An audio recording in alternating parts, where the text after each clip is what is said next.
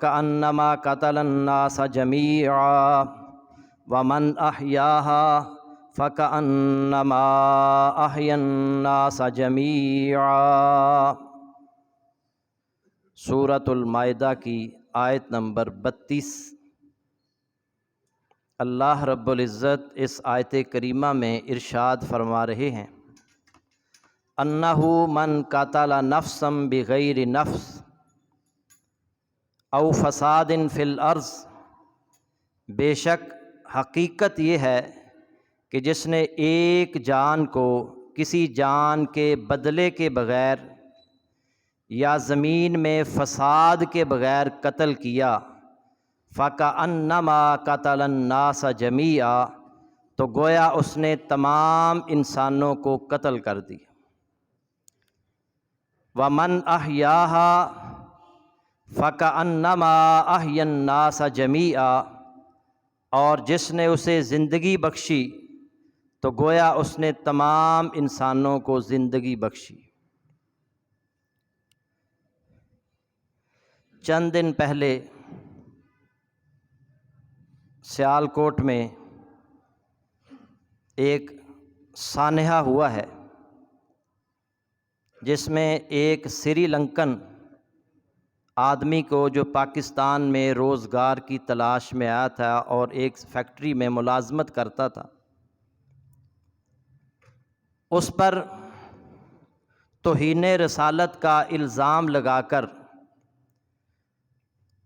اسے بے رحمی کے ساتھ، بے دردی کے ساتھ ظلم کرتے ہوئے ڈنڈے مار مار کر، پتھر مار مار کر اس کو ہلاک کر دیا گیا۔ اور صرف اسی پر بس نہیں، اس کی لاش کو فیکٹری سے گھسیٹ کر باہر نکالا گیا اور پھر اسے آگ لگا دی گئی۔ اس سے پوری دنیا کے اندر پاکستان جو ہے وہ بدنام ہوا، مسلمان بدنام ہوئے، اور مغربی میڈیا تو پہلے ہی اسلام اور مسلمانوں کے خلاف ہے، اس کے پاس ایک اور واقعہ آیا جس نے اسلام کے خلاف، مسلمانوں کے خلاف خوب پروپیگنڈا کیا۔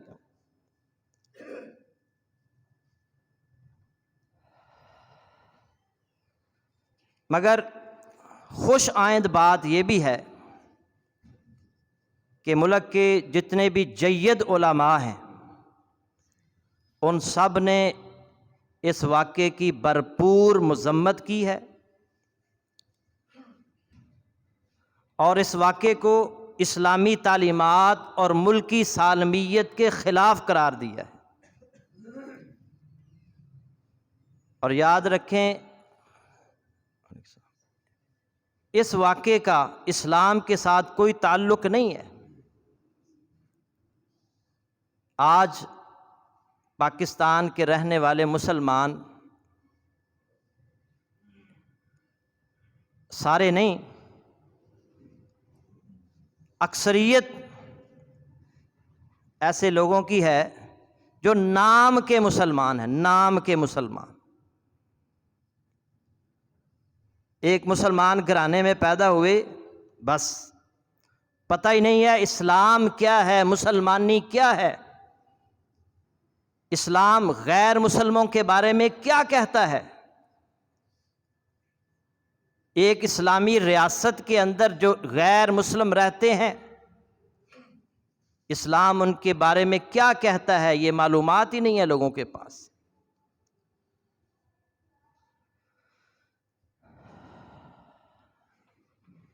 شیشے کی ایک بوتل ہو نا، وہ خالی بوتل ہے، آپ اس میں عطر ڈال دیں تو وہ عطر کی بوتل بن جائے گی، شراب ڈال دیں تو شراب کی بوتل بن جائے گی۔ آج مسلمان جو ہے نا، خالی ہیں۔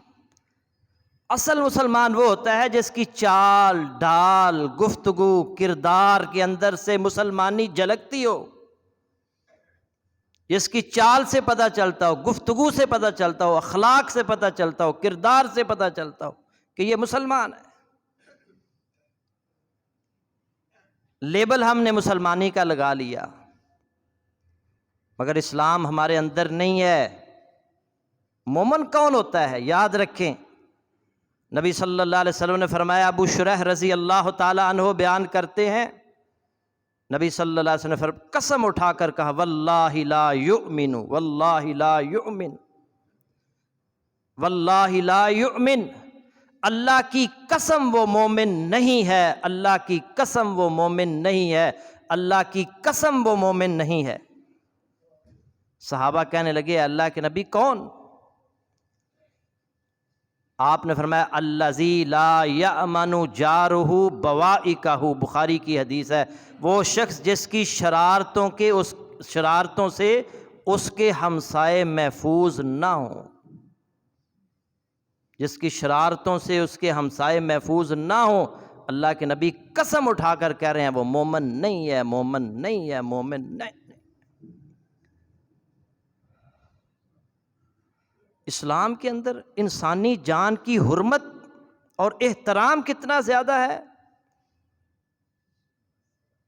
میں نے ابتدا میں جو آیت پڑھی ہے، اللہ رب العزت اس آیت کریمہ میں فرما رہے ہیں، انہ من قتل نفسا بغیر نفس او فساد فی الارض فکأنما قتل الناس جمیعا، بے شک حقیقت یہ ہے کہ جس نے ایک جان کو کسی جان کے بدلے کے بغیر یا زمین میں فساد کیے بغیر قتل کیا تو گویا اس نے پوری انسانوں کو قتل کر دیا۔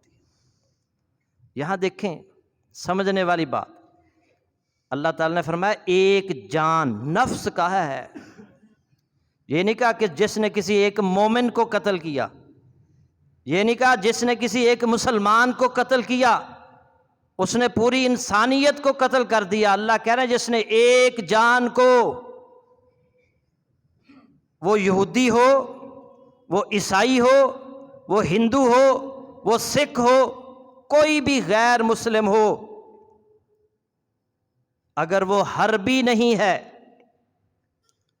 غیر حربی ہے، پھر اسے قتل کرنے کی اسلام نے اجازت نہیں دی۔ اس کا بھی قتل پوری انسانیت کا قتل ہے۔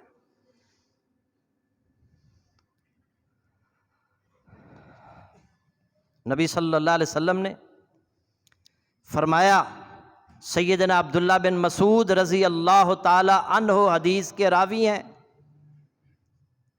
صحیح مسلم میں یہ حدیث موجود ہے، اول ما یقضی بین الناس یوم القیامت فی الدماء، علیہ السلام، قیامت کے دن لوگوں کے مابین سب سے پہلے جو فیصلے کیے جائیں گے وہ خون کے بارے میں ہوں گے، خون کا پہلے حساب لیا جائے گا۔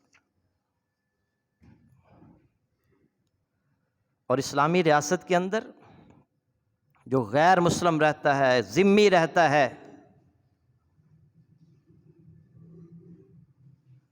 اس کے بارے میں اللہ کے نبی صلی اللہ علیہ وسلم کی تعلیمات کیا ہیں؟ یاد رکھیں، اس کے وہی حقوق ہیں جو ایک عام مسلمان کے حقوق ہیں۔ اس کی جان کی حفاظت اسی طرح سٹیٹ کی ذمہ داری ہے جس طرح ایک مسلمان کی جان کی حفاظت کی ذمہ داری۔ اور یاد رکھیں، نبی صلی اللہ علیہ وسلم کی بعثت کے بعد ساری انسانیت رسول اللہ صلی اللہ علیہ وسلم کی امت ہے۔ یہودی بھی امت ہیں، نصرانی بھی امت ہیں، ہندو بھی امت ہیں، سکھ بھی امت ہیں، تمام غیر مسلم امت ہیں۔ ہم جو امت ہیں، ہم وہ امت ہیں جنہوں نے آپ کی دعوت کو قبول کر لیا ہے، اور جو غیر مسلم ہیں وہ امت دعوت ہیں، امت دعوت، انہیں دعوت پہنچانا یہ ہماری ذمہ داری ہے۔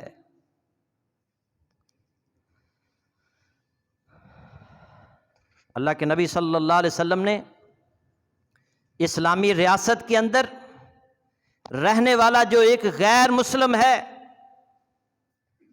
اس کو ناجائز قتل کرنے والے کے بارے میں فرمایا، عبداللہ بن عمر رضی اللہ تعالی عنہ راوی ہیں، رسول اللہ صلی اللہ علیہ وسلم نے فرمایا من قتل معاہدا لم یرح رائحۃ الجنہ، جو کسی عہد والے ذمی کافر کو قتل کرے گا وہ جنت کی خوشبو بھی نہیں پا سکے گا، جنت کی خوشبو بھی نہیں پائے گا۔ وَإِنَّ رِيحَهَا تُوجَدُ مِن مَّسِيرَةِ 40 عاما، حالانکہ جنت کی خوشبو 40 برس کی مسافت تک پہنچتی ہوگی، 40 سال کی مسافت پر جنتی ہوگا، اسے جنت کی خوشبو آنا شروع ہو جائے گی، مگر جس نے ایک ذمی کو اسلامی ریاست کے اندر رہنے والے ایک غیر مسلم کو ناجائز قتل کیا وہ جنت کی خوشبو بھی نہیں پا سکے گا۔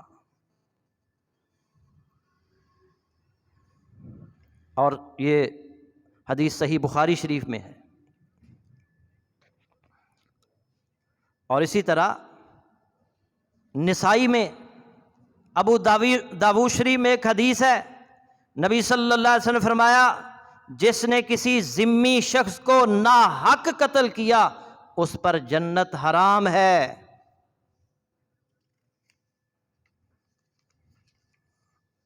ایک اور روایت صحیح حسن سند کے ساتھ،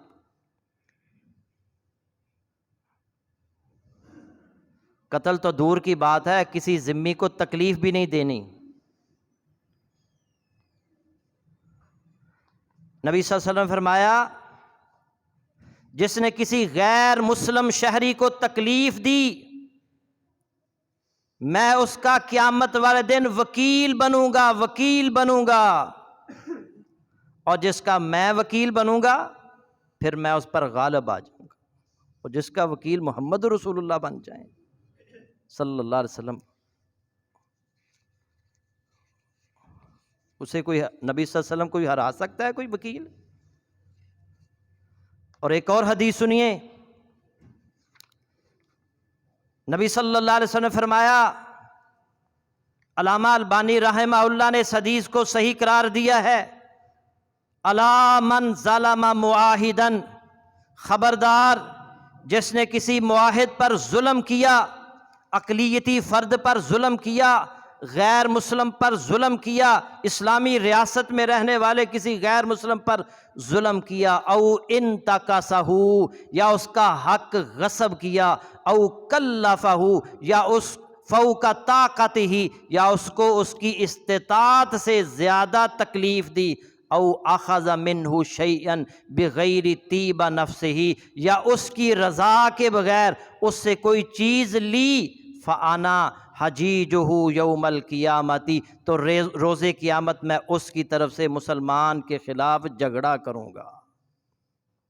ابو داؤد شریف میں یہ روایت موجود ہے، اللہ کے نبی اس کی طرف سے مسلمان کے خلاف جھگڑا کریں گے۔ یہ ہے اسلام۔ اور اللہ کے نبی صلی اللہ علیہ وسلم کی سیرت پڑھیں تو پتہ چلے نا، اور جو اس کو مارنے والے جو توہین رسالت کا الزام لگانے والے، وہ تو خود اللہ کے نبی کی توہین کرنے والے تھے۔ کوئی نماز نہیں پڑھتا اور لیکن توہین رسالت کا جھنڈا اٹھا کر ہم مرنے پر تل جاتے ہیں۔ کیا یہ توہین نہیں اللہ کے؟ نماز نہ پڑھنا یہ اللہ کے اور اس کے رسول کی صریحاً نافرمانی نہیں ہے؟ جھوٹ بولنا، ملاوٹ کرنا، رشوت لینا، ظلم کرنا، زیادتی کرنا اور خیانت کرنا، یہ سب ہمارے اندر بیماریاں ہیں کہ نہیں؟ اللہ کے نبی صلی اللہ علیہ وسلم کے پاس حبشہ کے عیسائیوں کا ایک وفد آیا، اور نبی صلی اللہ علیہ وسلم نے مسجد نبوی میں انہیں ٹھہرایا اور ان کی مہمان نوازی خود اپنے ذمے لی۔ کن کی؟ عیسائیوں کی۔ اور آپ نے کیا فرمایا؟ انہم کانوا لاصحابنا مکرمین، یہ لوگ ہمارے ساتھیوں کے لیے ممتاز اور منفرد حیثیت رکھتے ہیں۔ وَإِنِّي أُحِبُّ أَنْ أُكَافِئَهُمْ، اس لیے میں نے پسند کیا کہ میں بذات خود ان کی تعظیم و تکریم اور مہمان نوازی کروں۔ خود محمد رسول اللہ صلی اللہ علیہ وسلم ان کی مہمان نوازی، ان کے میزبان بن گئے۔ اور یہ تو مشہور واقعہ ہے کہ نجران کے عیسائی نبی صلی اللہ علیہ وسلم کے ساتھ مذاکرات کرنے کے لیے آئے۔ 14 عیسائی نبی صلی اللہ علیہ وسلم نے ان سے مذاکرہ مسجد نبوی کے اندر کیے، ان کی مہمان نوازی کی۔ جب ان کی عبادت کا وقت آیا تو وہ باہر جانے لگے۔ نبی صلی اللہ علیہ وسلم نے کہا کہاں جا رہے ہیں؟ انہوں نے کہا عبادت کا وقت ہے۔ آپ نے فرمایا اسی مسجد نبوی کے اندر تم اپنی عبادت کر سکتے ہو۔ اور عیسائیوں نے مسجد نبوی کے اندر مشرق کی طرف منہ کر کے اپنی عبادت کی۔ بڑے طبقات اپنے ساتھ زاد المعاد میں یہ واقعہ موجود ہے۔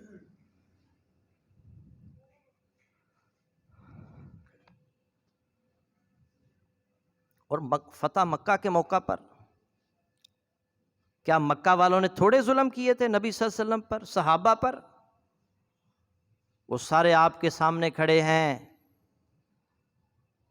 سر جھکائے کھڑے ہیں، آپ با اختیار ہیں، آپ ایک ایک کا سر قلم کر سکتے ہیں، اجازت دے سکتے ہیں۔ انہوں نے جس طرح ہمارے ساتھ کیا تم بھی ان کے ساتھ کرو۔ نبی صلی اللہ علیہ وسلم اس سے پوچھتے ہیں آج مجھ سے کس سلوک کی توقع رکھتے ہو؟ وہ کہنے لگے آپ بھی شریف، آپ کے ابا جان شریف، آپ کے دادا جان شریف، آپ کا خاندان ہی شریف لوگوں پر مشتمل، ہمیں آپ سے اچھے سلوک کی توقع ہے۔ آپ نے فرمایا جاؤ، جس طرح یوسف علیہ السلام نے اپنے بھائیوں سے کہا تھا لا تثریب علیکم اليوم، آج میں بھی تمہیں وہی الفاظ کہتا ہوں، لا تثریب علیکم اليوم اذهبوا فانتم الطلقاء، چلے جاؤ، میں تم سے یہ بھی نہیں پوچھوں گا تم نے میرے ساتھ ایسا کیوں کیا تھا۔ یہ ہے ہمارے نبی کی سیرت۔ اور فتح مکہ کے موقع پر جب نبی صلی اللہ علیہ وسلم مکہ کو فتح کرنے آ رہے تھے، سعد بن عبادہ رضی اللہ تعالیٰ عنہ کمانڈر تھے۔ انہوں نے کہا الیوم یوم الملحمہ، ابو سفیان سے کہا آج لڑائی کا دن ہے، یعنی آج کفار سے انتقام لیا جائے گا، جس طرح انہوں نے ہمارے ساتھ کیا تھا ہم ان سے انتقام لیں گے۔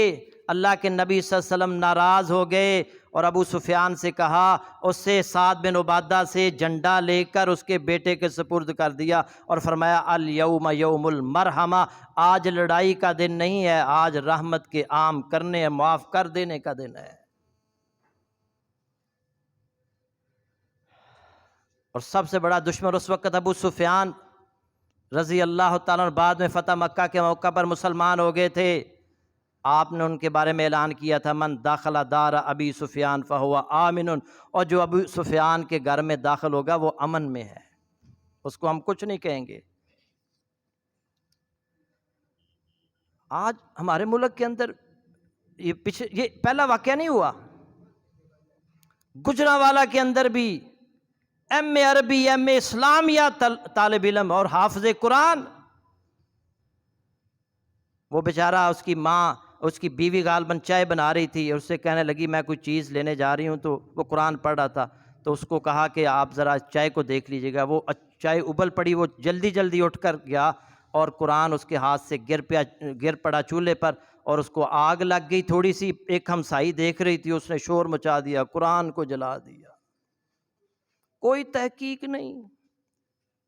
اور پھر اس کو بیچارے کو اسی طرح جس طرح اس سری لنکن بندے کو مارا گیا ہے، اسے بھی ڈنڈے سوٹے مار کر پوری مسجدوں کے اندر اعلان ہونے لگا کہ اس کا نام فاروق تھا، عیسائی فاروق مشہور کر دیا، اور اس کو بھی ڈنڈے مار مار کر جو ہے وہ قتل کر دیا گیا۔ کوئی اللہ کیا کہتے ہیں، یا ایھا الذین آمنوا ان جاءکم فاسق بنبأ، اور اگر کوئی فاسق تمہارے پاس کوئی خبر لے کر آئے فتبینوا، اور اس کی اچھی طرح تحقیق کر لیا کرو، ان تصیبوا قوما بجہالۃ فتصبحوا علی ما فعلتم نادمین، کہ تم کسی قوم کو لا علمی کی وجہ سے نقصان پہنچا دو، پھر جو تم نے کیا اس پر تم پشیمان ہو جاؤ۔ اب بھاگتے پھرتے ہیں، جو اس میں ملوث تھے کچھ پکڑے گئے ہیں، کچھ بھاگتے پھر رہے ہیں۔ اگر توہین رسالت کے یہ عاشق رسول ہیں تو پھر کہنا دو، پھر ہمیں پھانسی چڑھا دو، ہمیں پھانسی پر وکیل نہ کریں۔ اور پھر یہ کس نے اختیار دیا ان کو قانون جو ہے نا وہ ہاتھ میں لینے کا؟ اسلامی ریاست میں کسی بھی شخص کو قانون ہاتھ میں لینے کی اجازت نہیں ہے، اسلام اس بات کی اجازت نہیں دیتا، اور پاکستان کا آئین بھی اس بات کی اجازت نہیں دیتا۔ کوئی بھی شخص قانون ہاتھ میں نہیں لے سکتا، کسی شخص کو یہ اختیار حاصل نہیں ہے کہ وہ خود ہی جج بن کر فیصلہ سنا دے۔ اللہ تعالیٰ ایسے لوگوں کو ہدایت نصیب فرمائے۔ نبی صلی اللہ علیہ وسلم کے زمانے کے اندر